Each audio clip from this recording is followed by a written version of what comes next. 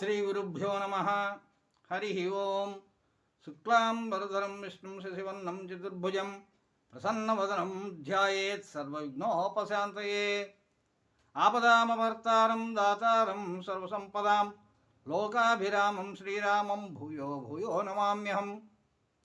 రుక్మిణీ కళ్యాణం 4 భాగాలైంది. తర్వాత కథని కొనసాగిద్దాం. ముందుగా అందరికీ సవనీయంగా విన్నపం, తప్పకుండా వీడియో పూర్తిగా చూడండి. సబ్స్క్రైబ్ చేసుకుని వాళ్ళు ఇంకా ఉంటే సబ్స్క్రైబ్ చేసుకోండి. 10 మందికి షేర్ చేయండి. మీకు నచ్చితే ఎందుకు నచ్చింది, నచ్చకపోతే ఎందుకు నచ్చలేదు అనేటువంటి ఒక కామెంట్ పెట్టండి, షేర్ చేయండి, ఒక లైక్ తప్పకుండా చేయండి. కథలోకి పెడదాం. రుక్మిణీదేవి ఒక బ్రాహ్మణోత్తముని పిలిచి కృష్ణుడి దగ్గరికి సందేశం తీసుకువెళ్ళమని చెబుతుంది. తనని తన అన్నకు రుక్మి శిశుపాలుడికి వివాహం చేస్తున్నాడని, కానీ తన స్నేహాన్ని తన మనస్సుని ఆ కృష్ణ పరమాత్మకి తెలియజేయమని చెప్పి బ్రాహ్మణుడిని పంపిస్తుంది. ఆ బ్రాహ్మణుడు ద్వారకకు వెళ్తాడు. వెళితే ఆ కృష్ణ పరమాత్మ ఆయనకి అతిథి సత్కారాలు చేసి, ఇంకా ఆయన సింహాసనం మీద కూర్చోబెట్టి సత్కారాలను చేసిన తర్వాత అంటున్నాడు, జగతీసురేశ్వర సంతోష చిత్తుండవయ్యున్న నీ ధర్మమతి సులభము, వృద్ధ సమ్మతమిది విత్తమయ్యది అయిన ప్రాపింప హర్షించు బ్రాహ్మణుండు, తన ధర్మమునుండు తరలడా ధర్మంబు కోరికల తనికి కురియుచుండు, సంతోషిగాడేని శక్రుడైన నశించు, నిర్దయుండైన నిద్రపోవు, సంతసించనేని సర్వభూత సుహృత్తములకు ప్రాప్తలాభముదిత మానసులకు, శాంతులకును సుజనులకును గర్వహీనులకును వినతులే ననర్తు. ఆ కృష్ణుడు అంటున్నాడు ఆ బ్రాహ్మణుడితోటి, ఓ బ్రాహ్మణోత్తమా, సంతోషిస్తూ ఉంటే నీ ధర్మం ఆచరించడం చాలా సులభం. అంటే ఏ పని చేసినా కూడా ఇష్టంతో సంతోషంతో చేయాలి. కొంతమంది ఉద్యోగాలు చేస్తారు, ఎందుకు వచ్చిన కర్మరా అన్నట్టుగా చేస్తారు. కొంతమంది ఇంట్లో ఇల్లాలు వంట చేస్తుంది, ఇష్టంతో చేయదు, కష్టపడుతుంది, బాధపడుతుంది, ఎప్పుడు నా జీవితం అంతా వంటైనా అంటూ ఉంటుంది. అలా విసుగుతో చేసిన ఏ పని కూడా, ఇష్టం లేకుండా చేసిన ఏ పని కూడా సవ్యంగా ఉండదు, సత్ఫలితాలను ఇవ్వదు. ఇష్టంతో చేస్తే ఏ పనైనా సంతోషంతో చేయాలి. ఏ పని చేసినా, ఎవరికైనా సహాయం చేసినా సంతోషంగా చేయాలి. తప్పదని నలుగురిలో లేకపోతే పరువు కోసమని కొంతమంది చేస్తూ ఉంటారు, ఆడంబరాల కోసం, ఇలా రకరకాలుగా చేస్తారు. అలాంటి వాటికి ఫలితం ఉండదు. అదే ఇష్టపూర్వకంగా సంతోషంగా ఏ పని చేసినా కూడా ఆ పని చాలా తేలికగా అయిపోతుంది, మంచి ఫలితాన్ని ఇస్తుంది. వృద్ధ సమ్మతం, ఇది పెద్దలు కూడా ఒప్పుకున్నటువంటి నిజం. ఇది విత్తమయ్యది అయిన ప్రాపింప హర్షించు బ్రాహ్మణుండు. దాని ఫలితం అదే. బ్రాహ్మణుడు ఆయన గురించి ఎదుర్కొన్నాడు, బ్రాహ్మణోత్తముడి గురించి కృష్ణుడు చెబుతున్నాడు. విత్తమే దానికి వచ్చినటువంటి ప్రతిఫలం ఏదైనా సరే సంతోషిస్తాడు. హర్షించు బ్రాహ్మణుడు. బ్రాహ్మణుడు అలా ఉంటాడు కాబట్టి ఇంకా ఏం చేస్తాడు, తన ధర్మము నుండు తరలడా ధర్మము, తను చేయాల్సిన పని ఎప్పుడు చేస్తాడు, తన ధర్మాన్ని వదిలిపెట్టాడు. అందుకనే కోరికల తనకి కురియుచుండు. అందుకనే ఆయన కోరుకున్న కోరికలన్నీ కూడా అలాగే తీరిపోతూ ఉంటాయి. జరిగిపోతుంది ఏ పనికి ఎప్పటి జరిగే పని అప్పుడు. ఆస్తులు, కోట్లు, భవంతులు ఇవేమీ అవసరంలా. నీ ధర్మాన్ని నువ్వు కనుక సక్రమంగా సంతోషంగా నిర్వర్తిస్తే ఎప్పటికే ఏ పని జరగాలో ఆ భగవంతుడు అప్పటికి ఆ పని జరిపిస్తాడు. ధర్మానికి ఉన్నటువంటి గొప్పతనం అదే. ధర్మో రక్షతి రక్షిత. నువ్వు ధర్మాన్ని కాపాడితే ఆ ధర్మం నిన్ను కాపాడుతుంది. దాన్నే ఇప్పుడు మనకు అవసరం అని చెప్పేసి వృక్షో రక్షతి రక్షిత అన్నారు. ఏదైనా ఒకటే, ఏదైనా తప్పులేదు. మొట్టమొదట మనిషి ఉండాల్సింది తన ధర్మాన్ని తను నిర్వర్తించడం. అందుకనే ఆ బ్రాహ్మణుడు నువ్వు అలా ఉంటావు కాబట్టి నీకు ఏ కోరికలైనా తీరుతూ ఉంటాయి. అదే సంతోషిగాడేని శక్రుడై నన్ను, శక్రుడు అంటే ఇంద్రుడు, ఇంద్రుడైనా సరే సంతోషం లేకపోతే నశించిపోతాడు, పాడైపోతాడు అంతే. నిర్ధనుండైనను నిద్రపోవు సంతోషించనేని, అదే ధనం లేనివాడైనా సరే సంతోషంతో ఉంటే గనక హాయిగా నిద్రపోతాడు. సర్వభూత సుహృత్తములకు అంటే భూతదయ కలిగినటువంటి వాళ్ళు, ప్రాప్తలాభముదిత మానసులకు, ఏది లభిస్తుందో దాంతో సంతోషించేటువంటి మనసున్నటువంటి మనుషులకు, శాంతులకును శాంత స్వభావం గలవారికి సత్వజనులకు, సుజనులకును చక్కటి మంచి మనసున్నటువంటి వాళ్ళకి, గర్వహీనులకును గర్వం లేనటువంటి వాళ్ళకి, వినతులేనొనర్తు, ఎప్పుడు కూడా అలాంటి వారందరికీ కూడా నేను వందనములు చేస్తాను, నమస్కారం చేస్తానన్నాడు. ఎవరు? కృష్ణ భగవానుడు చేస్తాడు. కాబట్టి ఎప్పుడు కూడా సంతోషంగా చేయాలి. ఏ పనైనా నువ్వు అలా చేస్తావు కాబట్టే నీకు ఎటువంటి ఇబ్బంది ఉండకుండా అన్ని పనులు జరుగుతూ ఉంటాయి. అలాంటి మనసున్న వాళ్ళందరికీ కూడా నేను నమస్కారం చేస్తాను కృష్ణుడు అన్నాడు. అని ఇంకా ఏమన్నాడు? ఎవ్వని దేశమందునికి ఎవ్వనిచే కుశలంబు గల్గు, మీకెవ్వని రాజ్యమందు ప్రజలెల్ల సుఖింతురు, వాడు మత్రియుండు. ఇవ్వన రాసి దుర్గమునకెట్లరు దెంచితివయ్య నీవు, నే నవ్వులుగావు నీ తలపు నంగల మేలొనరింతు ధీమణి. ఎవ్వని దేశమందునికి, నీది ఏ దేశం నుంచి వచ్చావు? ఆ దేశంలో ఎవ్వనిచే కుశలంబు గలుగు ప్రజలకు, ఎవ్వని రాజ్యమందు ప్రజలెల్ల సుఖింతురు. ఎప్పుడు కూడా నువ్వు ఎక్కడి నుంచి వచ్చావు? ఆ దేశ రాజు కనుక మంచివాడైతే ప్రజలంతా సుఖిస్తారు. ఎప్పుడైనా అంతే, ఏ కాలంలో అయినా, ఏ యుగంలో అయినా, ఏ రోజైనా, ఎప్పుడైనా కూడా యథా రాజా తథా ప్రజ. రాజు కనుక మంచివాడైతే ప్రజలందరూ మంచిగా ఉంటారు. అలాగే రాజు ధర్మపరుడైతే ప్రజలంతా సుఖపడతారు. అలాంటి రాజు అంటే మత్ప్రియుండు, నాకు ఇష్టమైన వాడు. ఇవ్వన రాసి దుర్గమున, ఈ ద్వారకా నగరం చుట్టూతా సముద్రంలో ఉన్నటువంటి ద్వారకా నగరానికి ఎట్లరు దెంచితివయ్యా, ఎలా వచ్చావయ్యా? ఇది నవ్వులుగా అంత తేలిక కాదు ఇలా రావడం.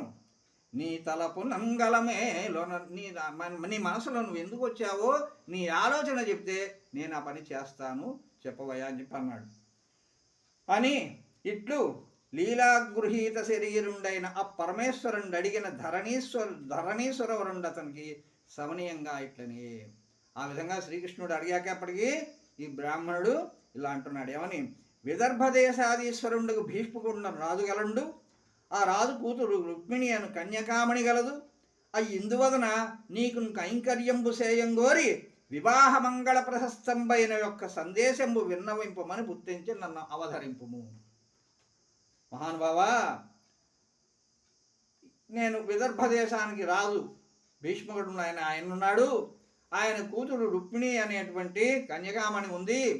ఆమె నీకు సందేశం చెప్పమని చెప్పేసేసి నీ దగ్గర సందేశం చెప్పమని ఒక సందేశాన్ని పంపించి నన్ను నీ దగ్గర పంపించింది అన్నాడు.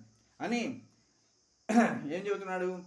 ఏ నీ గుణములు కర్ణేంద్రియంబులు శోక దేహతాపంబులు పోవు తీరిపోవు, ఏ నీ శుభాకారమీక్షింప కన్నుల అఖిలార్థలాభంబు కలుగుచుండు, ఏ నీ చరణ సేవలే ప్రొద్దు చేసిన భవనోన్నతత్వంబు పొందగలుగు, ఏ నీల సన్నామమే ప్రొద్దు భక్తితో తలచిన బంధనం తతులువాయు అట్టి నీయందు నా చిత్తమనవరతము నచ్చియున్నది నీయాన నానలేదు, కర్ణజూడుము కంసారి కలవిదారి శ్రీయుతాకారమాని నే చిత్తచోర.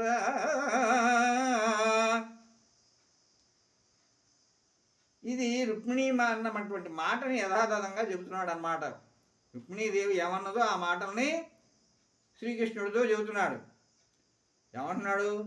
ఏ నీ గుణములు కర్ణేంద్రియములు శోక దేహతాపంబులు తీరుపు. నీ మాటలు వింటే నీ మాటలు ఏ చెవులైతే ఉంటాయో ఆ క్షణంలో ఆ శరీరానికి ఈ దేహ బాధలన్నీ కూడా తీరిపోతాయి. అలాగే నీ శుభాకారమీ క్షింప కన్నుల లగ్లార్థంపు కలుగుతుండు.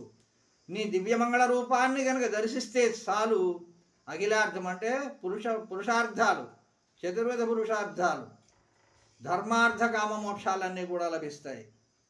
ఏ నీ చరణ సేవ లేప్రొద్దు చేసిన భవనోన్నతత్వము పొందగలుగు. అంతేకాదు, నీ పాద సేవ కనుక చేయగలిగితే భవనోన్నత లోకంలో ఉన్నతత్వం లభిస్తుంది.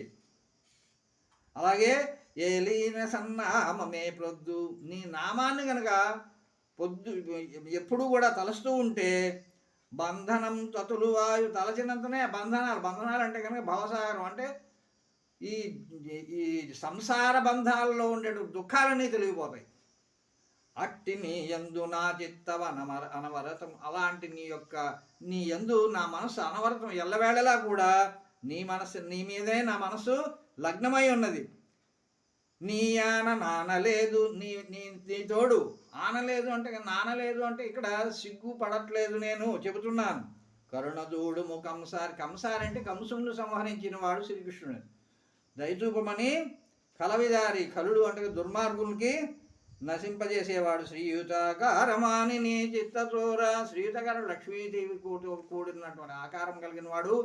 చిత్తచోర అంటే మనస్సును హరించేటువంటి వాడు శ్రీహరి అని చెప్తున్నాడు. చెప్పి ధన్యం లోక మనోభిరామ కుల విద్యారూపతారుణ్య సౌజన్య శ్రీ బలదాన శౌర్య కరుణా సంశోభితున్, నిన్ను నే కన్యల్ కోరదేమును రమాకాంతాలలామంబు రాజన్యానే కపసింహ, నా వలననే జన్మించనే మోహముల్. అవండి, ఒకప్పుడు కాదు, ఎప్పుడైనా సరే ఉత్తమ గుణ సంపన్నుడు లేదా అందరికీ నచ్చినటువంటి పురుషోత్తముడు ఉన్నప్పుడు ఎవరైనా కోరుకుంటారు. ఏ స్త్రీలైనా సరే ఆ ఉత్తముడిని. అంటే ఇదివరకు పూర్వకాలపు సంప్రదాయం కాదు, కానీ ఇప్పుడు ఎప్పుడైనా సరే ఏ కాలంలో అయినా సరే ఉత్తమమైనటువంటి ఉత్తమ గుణాలు కలిగినటువంటి పురుషోత్తముని ఏ స్త్రీ అయినా సరే కోరుకుంటుంది. అయితే ఆయన ఆ పురుషుడికి ఎవరితో అయితే కనుక కళ్యాణం రాసి ఉన్నదో వాళ్ళతో అవుతుంది. అదే చెబుతుంది, కుల విద్యా సంశోభితుని పుణ్యవంతుని నిన్ను కోరని కన్యలు లేరు. పూర్వం పాల సముద్రంలో పుట్టినటువంటి ఏమన్నాడు? మును రమాకాంత లలామం, ఆ రమాదేవి, ఆ లక్ష్మీదేవి నిన్ను కోరుకోలేదా? అలాగే నా మనసు కూడా నిన్ను కోరుకుంటుంది. దీనికి కులకన్యాతత్వం మనకు భంగం లేదు. అంటే ఏంటంటే నా వంశ పరువుకి ఇదేమీ అప్రదిష్ట ఏమీ కాదు, ఇది తప్పేమీ కాదని చెప్పి ఇంకా ఏమంటుందంటే, శ్రీయుతమూర్తియో పురుష సింహము పాలిపం సొమ్ము గోమాయువు కోరు చందమున మత్తుడు చైద్యుడు నీ పదాంబుజధ్యాయిని అయిన నన్ను వడిదా కొనిపోయదనంచు నున్నవాడధమాధముండెరుగడు భవ అద్భుతమైన భవత్ప్రతాపముల్. శ్రీయుతమూర్తియో పురుష సింహము పాలి సొమ్ము గోమాయువు కోరు చందమున మత్తుడు చైద్యుడు నీ పదాంబుజధ్యాయిని అయిన నన్ను వడిదా కొనిపోయేదనంచునున్నవాడధమాధముండు ఎరుగడు అద్భుతమైన భవత్ప్రతాపము. శ్రీయుతమూర్తి ఓ పురుష సింహమా, లక్ష్మీదేవి రూపంతో కలిగి ఉన్నటువంటి ఆయన అక్షస్థలం మీదే ఉంటుంది కదా లక్ష్మీదేవి, అందుకని అలా అంటుంది. ఓ పురుష సింహమా, సింహము పాలి సొమ్ము గోమాయువు కోరు చందమున. సింహం యొక్క సొత్తుని గోమాయం అంటే నక్క కోరుకుంటుందట. ఏమైనా పొందగలుగుతుందా? సాధ్యమవుతుందా? అయ్యే పని కాదు కదా. సింహంతో పెట్టుకుంటే నక్క ఎంత పాటిది?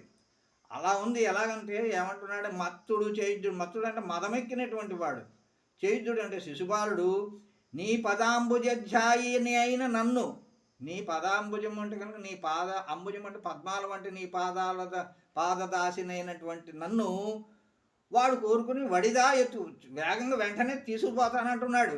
అధమాధముండు నీచుడు ఎరుగడు అద్భుతమైన భగవత్ ప్రతాపములు, వాడికి తెలియదు నీ యొక్క గొప్ప ప్రతాపములు, తెలియక అలా అంటున్నాడు అంది. అని ఇంకా ఏముందంటే వ్రతముల్ దేవ గురు ద్విజన్మ బుధ సేవల్ దాన ధర్మాదులున్ గత జన్మంబులనీశ్వరున్ హరి జగత్ కళ్యాణుగా గాక్షించి చేసి తినేనిన్ వసుదేవనందనుడు నా చిత్తేసుడవుగాక నిజ్జితులై పోదురుగాక సంగరములో ఛేదీస ముఖ్యాధముల్. నేనే కనుక పూర్వజన్మలో బుధ సేవలు, పండితుల సేవలు, దాన ధర్మాలు, ఆ ఈశ్వర సేవ ఇవన్నీ చేసి ఉన్నట్లయితే నాకు ఆ వసుదేవసుతుండా శ్రీకృష్ణుడు దక్కుతాడు. ఆ చిత్తేశుడవుగాక నా ఇంకా ఏమవుతుంది, అంతేకాదు నిజ్జితులై పోదురు సంగరములు ఛేదీస ముఖ్యాలు. ఛేదీసుడు నా శిశువాలుడు ముఖ్యులు వాళ్ళందరూ కూడా యుద్ధంలో ఓడిపోతారు. నేనే కనుక గత జన్మలో ఆ పండిత సేవలు, దాన ధర్మాలు, ఆ ఈశ్వరుని యొక్క సేవ, తత్కాల కళ్యాణం అన్నీ కూడా మంచి చేసి ఉన్నట్టయితే తప్పకుండా నాకు ఈ జన్మలో ఆ శ్రీకృష్ణుడు నాకు భర్తగా లభిస్తాడు, ఆ ఛేదీసులంతా కూడా ఓడిపోతారు అని అంకిలి చెప్పలేదు. చతురంగ బలంబలతోడ నెల్లి. సరే, ఇక్కడతో ఆపుదాం. ఎక్కువ చెప్పుకుంటే కథ కూడా అయితే ఈ పద్యం తర్వాత చెప్పుకుందాం. ఎందుకనంటే ఎక్కువసేపు వీడియోని చేయవచ్చు, అది చూసే వాళ్ళకి ఇష్టం ఉన్న వాళ్ళు చూస్తారు. ఈ రోజుల్లో ఇలాంటివి ఇష్టపడే వాళ్ళు చాలా తక్కువ. అయితే పిల్లలకి నేర్పండి, దయచేసి పిల్లలకి తెలుగు మీద అభిమానాన్ని కలిగించండి, తెలుగు యొక్క గొప్పదనాన్ని చెప్పండి. లలిత లావణ్య పదపల్లవ మాలికలు ఈ పోతన గారి కవిత్వం, వాటి యొక్క మృదుత్వం, వాటి యొక్క మాధుర్యం, ఇవన్నీ కూడా తెలియజేయండి. మీరు కూడా తెలుసుకోండి. తెలియకపోతే ఏమీ లేదు, చదివితే తెలుస్తుంది. మన తరం వాళ్ళు, మన తర్వాత తరం వాళ్ళందరికీ తెలుగు బాగా చదవడం వచ్చు. కాబట్టి బాగా చదివి పిల్లలకు కూడా నేర్పి వాటి మీద చక్కని ప్రేమని, తెలుగు మీద ప్రేమను కలిగించండి. తెలుగును బతికిద్దాం. స్వస్తి. ఎప్పట్లాగే లైక్ చేయండి, షేర్ చేయండి, సబ్స్క్రైబ్ చేసుకోండి. నమస్తే.